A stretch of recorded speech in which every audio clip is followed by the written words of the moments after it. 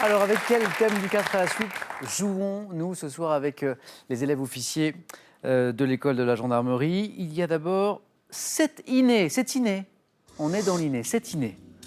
Les tubes de 2008. Les gendarmes de fiction. Il y en a quelques-uns. Et le thème mystère, bien sûr, quatrième thème, bien sûr, c'est le thème mystère. Johan, prenez le temps, premier qualifié. Je vais rester dans le thème de la gendarmerie en prenant les gendarmes de fiction. Les gendarmes de fiction. Johan, venez.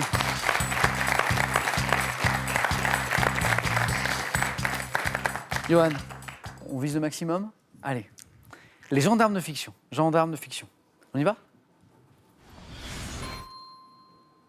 Top dans la série des gendarmes, dans quelle célèbre station balnéaire vit le maréchal des logis chef Cruchot incarné par... En 1871, quel romancier donne le nom de Rangade aux gendarmes apparaissant dans le premier volume des Rougon-Macquart?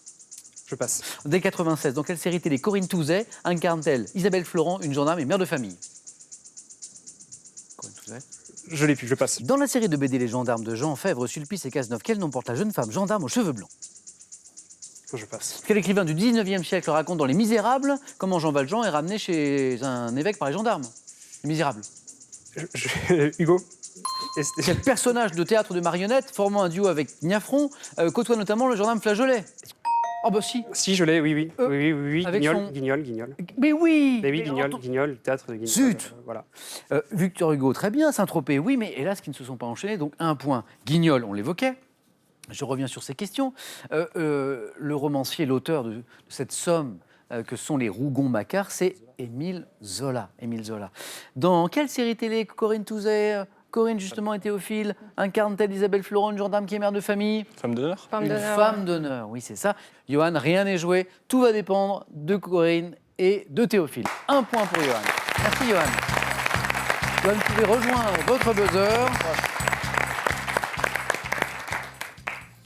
Et c'est à Corinne maintenant de jouer. Corinne, vous avez eu le temps de réfléchir. Qu'est-ce qui vous ferait plaisir? 7 innés, les tubes de 2008, je me rappelle une bonne réponse sur Eminem tout à l'heure, ou le thème mystère? Je vais prendre 7 innés. 7 innés. Venez, Corinne.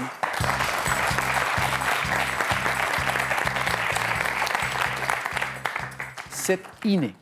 Prête? Top, quel mot de 3 lettres désigne une disposition ou un talent inné que possède un individu? Don. Quelle tendance innée commune à tous les individus d'une même espèce animale peut être de conservation ou grégaire? Instinct. En génétique, par opposition à dominant, quel adjectif qualifie un gène qui, pour s'imposer, doit être transmis à la fois par le père et par la mère? Récessif. Quel terme tiré du latin signifiant ancêtre désigne l'hérédité biologique des caractères psychologiques? Je passe. Quelle action consistant pour un oiseau à fabriquer son nid constitue un comportement inné? Je passe. Quelle structure en forme de bâtonnet constitue le support physique de l'hérédité? Le chromosome. En médecine, quel mot du latin signifiant littéralement né avec est synonyme d'inné? Né avec, du latin littéralement né avec, synonyme d'inné, c'est congénital. Congénital. 3 beaux points pour Corinne. Corinne, restez avec moi. Je vous ramène. Je vais évoquer avec vous les questions que nous avons eues. 3 beaux points. Vous êtes qualifiée, Corinne, pour le face-à-face, ça c'est sûr. Il y avait le chromosome, le gène récessif, l'inverse du gène dominant, l'instinct, le don. Cette action qui consiste pour un oiseau à fabriquer son nid, c'est la nidification. Oui. Nicher également, nidifier, j'acceptais. Et ce terme tiré du latin signifiant ancêtre, qui désigne l'hérédité biologique des caractères psychologiques, Théophile, Johan? L'atavisme. Oui, Théophile, l'atavisme est la bonne réponse. Bravo Théophile et bravo Corinne pour ces 3 points.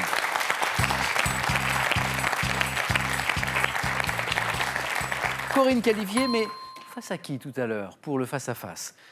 Tout va dépendre du score de Théophile. Théophile, il nous reste 2 thèmes. Les tubes de 2008, le thème mystère. Je vais prendre le thème mystère, Samuel. Théophile, venez jouer.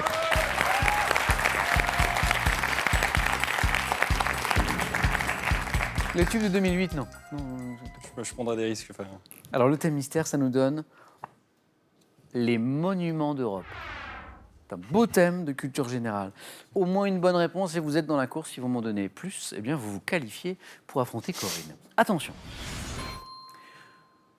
Top, quelle ville d'Allemagne abrite le Reichstag dans lequel siège le Parlement depuis 1999? De quelle basilique située au Vatican constituant la plus Basilique vaste Saint-Pierre. des temples de 1946 à 1950? Dans quelle ville française Le Corbusier fait-il construire la Cité radieuse? Quel musée d'Amsterdam, fondé en 1808, est célèbre pour sa riche collection de peintures du siècle d'or néerlandais? Je passe. Quel monument de Paris, construit à partir de 1670 pour accueillir les soldats blessés, abrite Les le musée Invalides. des armées? À Venise, quel pont du XVIIe siècle doit son nom aux plaintes que les prisonniers auraient autrefois Ponte Vecchio. poussées? Dans quel monument d'Angleterre les joyaux de la couronne sont-ils gardés? La Tour de Londres. Dans quelle ville d'Europe emprunte-t-on le pont Charles pour traverser la Vltava? Saint-Pétersbourg. Quel aqueduc construit en l'an 19... Deux bonnes réponses, Théophile. En fait, non. C'est 2 points, mais c'est 4 bonnes réponses. 4 bonnes réponses. La Tour de Londres, les Invalides, Saint-Pierre de Rome, oui, et Berlin. Théophile, d'abord, vous êtes qualifié. Ça peut s'applaudir, parce que le thème n'était pas évident et c'était un thème mystère. Cette ville française où le Corbusier a fait construire la cité radieuse, c'est Marseille. Il y en a une Le musée d'Amsterdam que nous cherchons, c'est le Rijksmuseum. À Venise, ce pont du XVIIe, où autrefois les prisonniers auraient poussé des plaintes. Ah, c'est à Venise, pardon. Oui. Donc des plaintes, un pont, le pont des... Les soupirs. Voilà, le pont des soupirs. Et cette ville d'Europe on peut emprunter le pont Charles pour traverser la Vltava, magnifique ville, c'est Prague. Ok. Théophile, félicitations, vous êtes qualifié, bravo.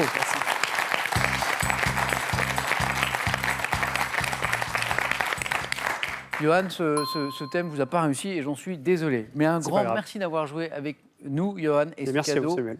est pour vous. ActiveBase vous offre un siège ergonomique proprioceptif qui va révolutionner votre posture assise. Arrivez enfin à la position assise idéale grâce à ActiveBase.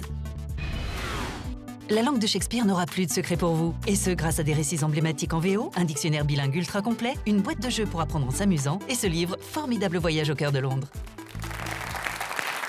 Le face-à-face dans un instant, mais à vous de jouer d'abord pour gagner soit une voiture, soit 10 000 euros, c'est vous qui choisirez. Et voici une nouvelle question pour vous. Dans une expression, on met la charrue avant 1, les bœufs, 2, les ânes. 32 43 pour le téléphone et pour la bonne réponse. Par SMS 1 ou 2 7 10 20, tirage au sort parmi les bonnes réponses. Qui va représenter son école ce soir lors de la grande finale de demain? Corinne ou Théophile? Réponse dans quelques secondes, ici sur France 3.